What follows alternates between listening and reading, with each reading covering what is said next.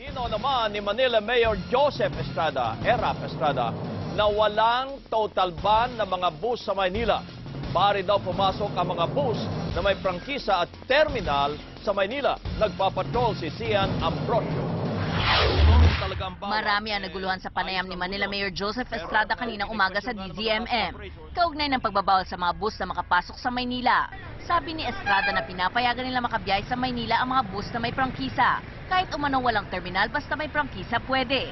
Ang provincial buses, ang alam ko po, marami dyan ang may mga terminal sa may Sampaloc area. Pero karaniwan po, ang commuter bus at saka intercity bus, ay wala po talagang terminal ito. Walang problema yun, kabayan. Opo, opo. At pinapapasok natin yan sa may prangkesa. Kaya lang, nire-regulate natin na hindi sila pwedeng pumara sa isang lugar at pagkatapos ay gagawin lang ng terminal. Ipinaubayan ni Estrada kay Vice Mayor Isko Moreno ang paglilinaw sa kalituan sa issue.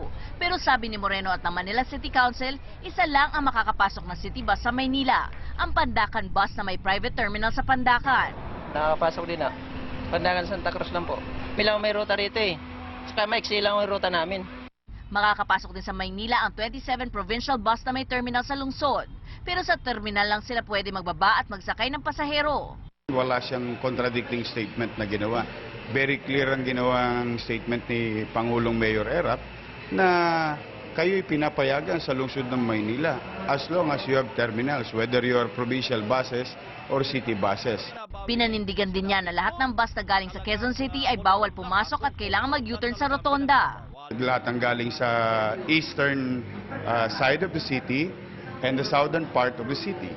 Ang pinag-aralan niyo talaga yan. Of course, in fact may listahan kami. Kasi they were consulted.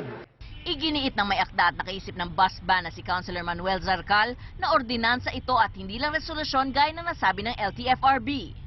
Alam mo kasi mayroong dalawa yan Yung resolution is based on an ordinance that was passed in Traffic Management Code. Okay. Ang difference lang naman ng resolution at saka ang ordinance, yung penalty. Sinagot naman ni Moreno ang pahayag ng LTFRB na illegal umano ang ginawa ng Manila City Hall at di daw sila kinokonsulta.